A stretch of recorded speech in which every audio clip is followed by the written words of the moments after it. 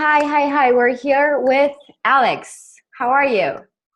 Hey, I'm fine. I'm well. What about you?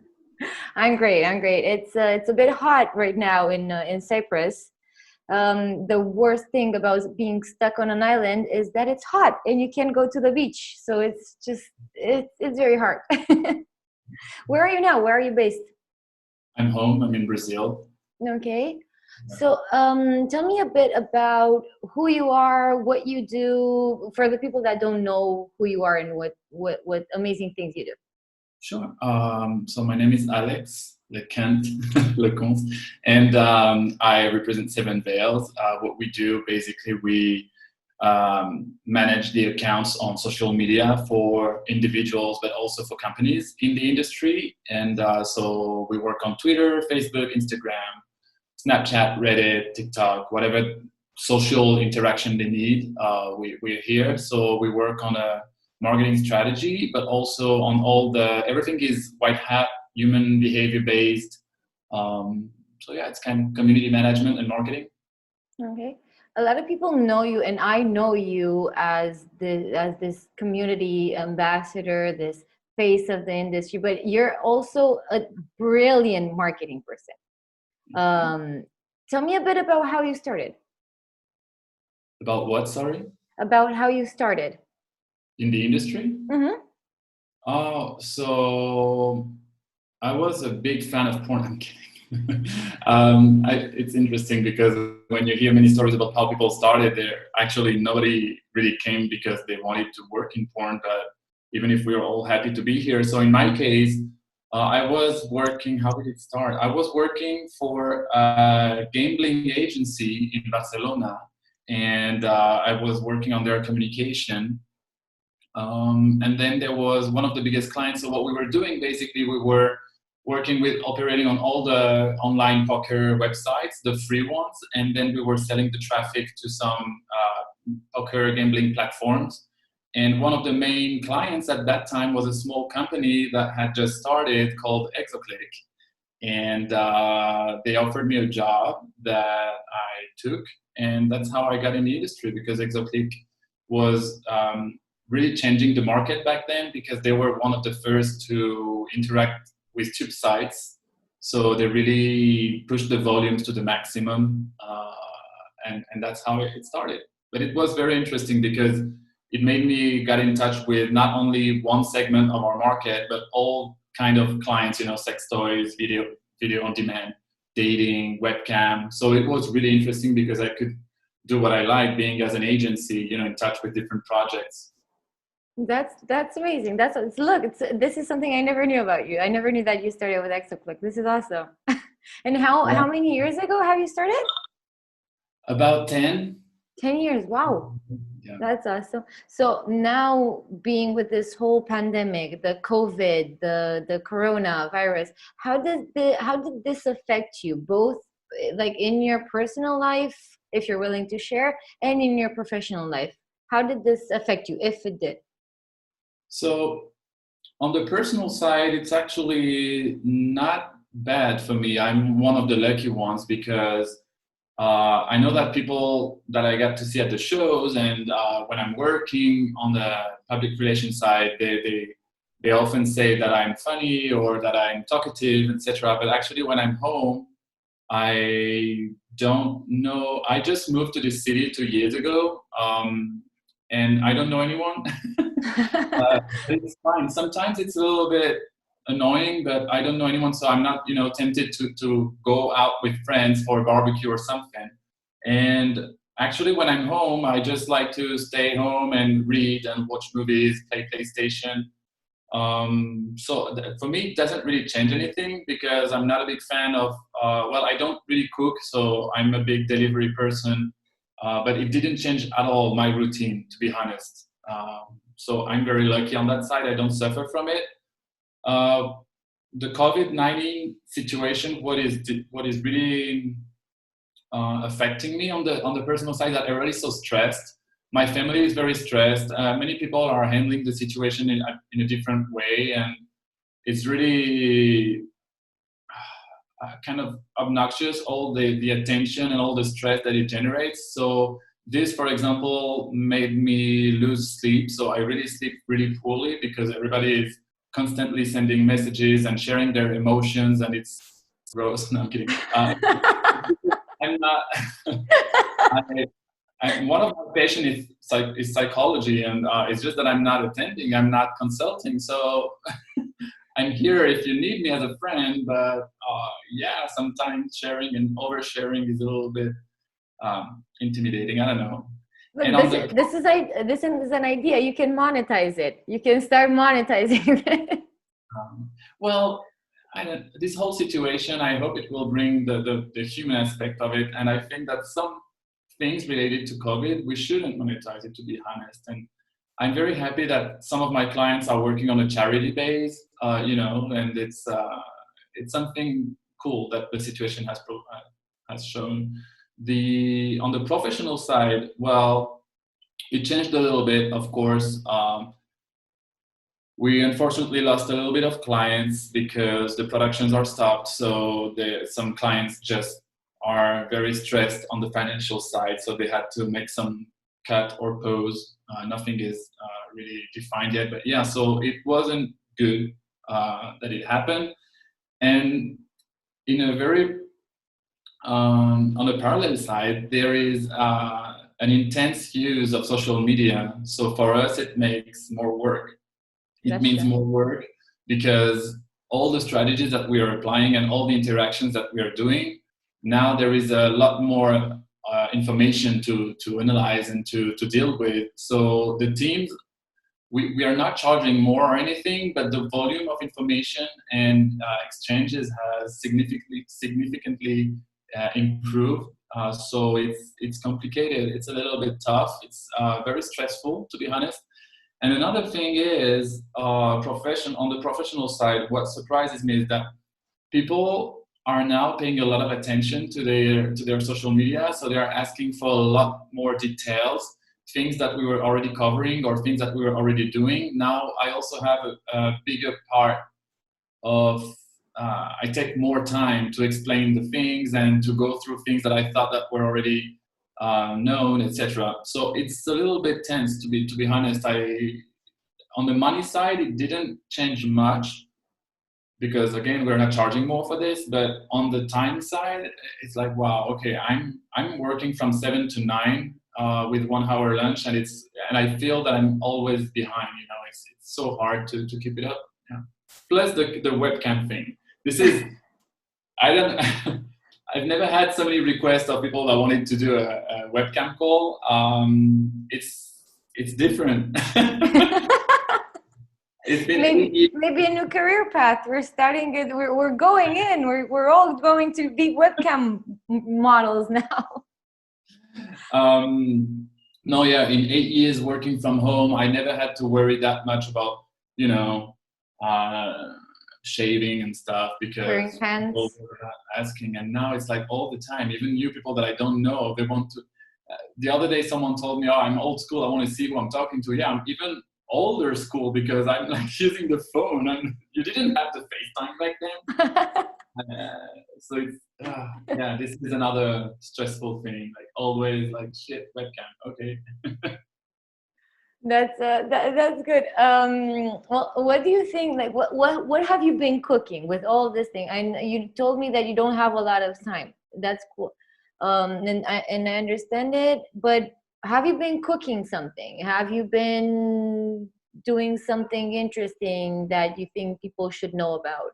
What's up with 7Veils during this time? So we've tried to focus a little. What I love about 7Veils and Lauren, the founder, is that her personality is really present in the company, in the company image, the tone that we have, and she likes to give a lot back to our industry. So what we've been really working on was, of course, we maintained the regular tasks, but that I said it really took us much more time than it used to be. But what we really wanted to do was more some personal approach, so checking on people, how do they feel, etc. We've also had a bunch of articles written. I have one that will be published this week about mental health and some advice. So whatever we can do, so whatever thing that we spot and that we can do to help, that's what we've been working on. Then on another side, there is also all the community management that we're extending to some other platforms, such as Pornhub, OnlyFans, etc. So this is another big part of the project that really we see the activity on OnlyFans has really increased. So this is something that we were already offering, but we see that it's there is a bigger need right now for that. So yeah, that's what we are working on. But we also have a lot of other projects, especially on the marketing side, but for the branding, because most of the time we are working on our clients, but I would love us to develop some strategies for our own company. But yeah, at the moment, this is what we have, what we are trying to do. That's cool. That's amazing. That's cool, actually. So since you're a webcam model person now, show me something from your home office. I'm curious to see, what does Alex Lecomte have on his desk? The first thing that you see on your desk, I want to see it. That's a challenge. Come on. I know people will say it's a bit weird. I don't know. I love it. I mean, okay. I'm not really this kind of person to have a lot of items in the house, to be honest. So everything is really, well, it's messy right now because of papers and business cards. But yeah, but one of the things that I have that is kind of decorative and that I love is this. Oh my God. That's so cute. That is so cute. I think it's very cute. Tell me the story about it. Tell me the story behind it. So when I was a kid, I was chasing a red balloon, and so no, it's because I've been raised. My mom is a big horror movie fan, and so I've been basically raised with always watching horror movies. Many psychologists will say it's wrong. I don't know. I just since I'm a kid. So for me, I've never thought that in the movies, whether if it's Disney or whatever. For example, the Sleeping Beauty girl, I think the witch was actually right. I mean, that's so rude. She hasn't been invited, and so I don't know. And so when I saw this, I don't know how you say that in English, this little toy or whatever, I found it super cute because when I was a kid, if I would have it, I would be actually super happy. Yeah, there is a little bit of blood on his mouth, but I like it. talking about not talking about blood on the mouth, but something along the lines with so you know that Romania is known as the country of Dracula. I'm actually wearing a t-shirt that said I might be a vampire. Love it. This is like the Buffy the Vampire Slayer. Exactly. So you've been to Bucharest Summit before. Yeah. What are your expectations from Bucharest Summit this year in 2020? So professionally, it's going to be super interesting because I'm so proud of the webcam industry. That has been one of my core activity and favorite activity from the very beginning. Because once again, so when the tube sites arrived, the webcam industry was still the only business that was still growing and in activity. And then there was VR, and then there was the mobile marketing strategies and stuff. And now with this situation, we see that again, the adult industry is facing some issues, but the webcam industry and the webcam people and models are providing a good support, a good service, and still making a little bit of money so they can, pay their bills and stuff. So I expect something really interesting because from the whole unfortunate situation we are living right now, the webcam industry is one that will have a very interesting feedback to provide, especially since my patients are marketing and psychology. Of course, the whole feedback and the whole interaction with the users is so interesting. It's really important to know how people feel when they're at home and the relationship they are building with the models. So I expect something really interesting in terms of feedback from this whole situation on the sales, on the marketing, on the human interaction, on the branding. on the creativity. So it's gonna be nice. And then, well, Bucharest is one of my favorite places in the world. I was about saying Europe, but it's also in the world. Yeah, I love it. I think the Brazilian and Romanian cultures are really similar. It's really interesting to think that way because, well, Europe and Latin America.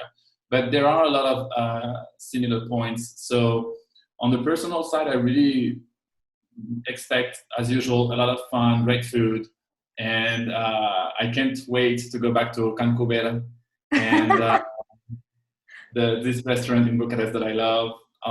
No, I think it's going to be great. Plus the fact that we are all isolated right now, the fact that we'll all gather with our friends and colleagues will be really, really good. I don't expect any, I mean, I'm sure there will be a lot of crazy party, but I expect more something, you know, very happy, a very happy moment. Yeah. That's awesome. We're actually, so this year what we've changed a bit. So it's not just about the webcam. It's a total beautiful hybrid that we're having. So you're gonna love it. I bet you're gonna love it. So you did say, you did make a fair point that although the parties in Bucharest and usually the parties at any of the trade shows are pretty good, this time we're gonna be looking more for, you know, the human connection more Right. than the partying. So what do you think we should all learn from this pandemic, both personally and as a company and for our companies? Personally, I think so. Again, third time, sorry to be redundant, but yeah, psychology is my focus in life because I think once you understand, if you can understand certain behaviors, you can be a better person and maybe, I don't know, go through life a little bit easier. So obviously, for me, something to learn from this pandemic is how some people can really be terrible people. I mean, who the hell? In Brazil, there was this woman that bought 3 charts of sanitizer. I don't know how many bottles it represents, probably 150 bottles or something. And other people in the line were willing to buy some too, but she was buying everything. I don't know if it was to sell out or something after a little bit more expensive and make a business out of it because that's really Brazilian to do that. But well, so there is something to learn that even people that you don't expect really don't know how to live in a community, in a society and share. But on the positive side, it also surprised me that some people that I thought that were a little bit cold heart and etc. are actually here to support. You know, even if it's just asking you how are you. I think this situation really showed the faces, the real faces of people, whether if it's a bad face or a good face. So but and obviously the environmental stuff like pollution, contamination, the waters in Venice that come clean and stuff. That's pretty impressive, and I hope that we can learn from this. You know, São Paulo is such a dirty city, and I hope we can learn from this. And on the company side, well, for us again, it didn't change much because that's really how we were working, etc. I think on the business scale, it's very important to never take anything for granted because you never know all those productions that are shutting down just because they cannot gather. You know, it's really critical because it means that the actors cannot pay their bills. Yeah. So that's terrible. And I think, yeah, we need to be prepared, but can we really be prepared for everything? I Yeah, that's the thing. It's a pretty, not a pretty scary scenario, but maybe the earth needed a little break from us. Yeah, I'm very worried on the economy, because I know that maybe the earth needed a break from us because we are fucking destroying everything. That's terrible. Everything we touch, we're destroying it. And some cities are so dirty, it's disgusting. But at the same time, the lesson is going to be super hard to get because the economy is going to be really compromised. I know that in Europe, maybe there is a little bit more of a balance or something, but for countries like Brazil, the fight between the rich and the poor is very present every day. So this situation is complicated. The rich people are going to, it's not the same when you're crying because you're isolated in your super big house with a swimming pool and your fridge is full and you have everything, to sanitize, protect yourself, masks and gloves.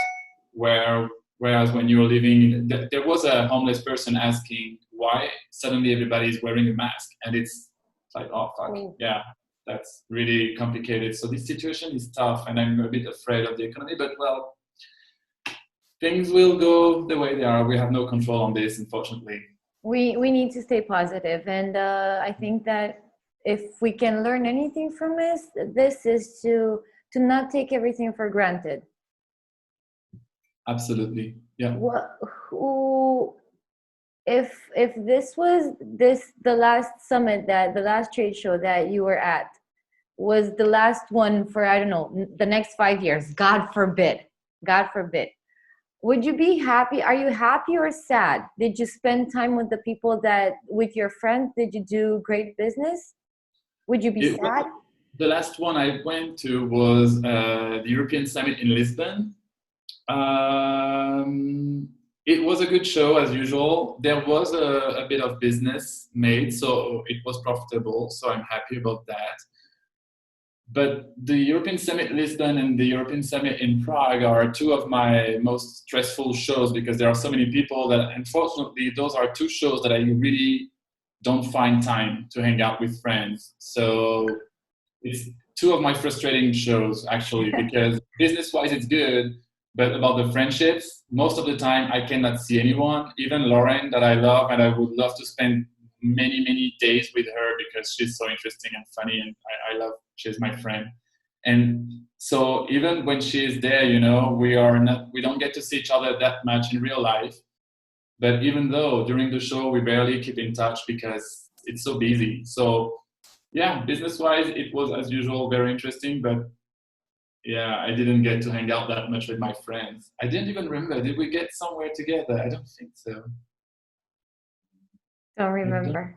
Look, this is the sad thing. I wish I could remember the last time I gave you a hug. This is the thing.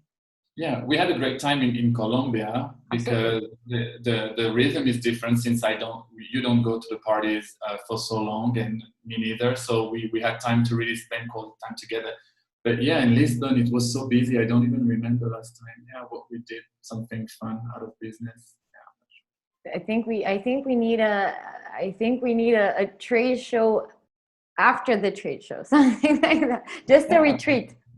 Yeah, a retreat, that would be fun. That would be great. Like a sort of an AA meeting, but with adult. a adult meeting. That's perfect. Thank you so much, Alex. You are wonderful as always. Thank you. Thank you very much for having me. Thank you so much. Bye. Take care. Love you. Bye-bye.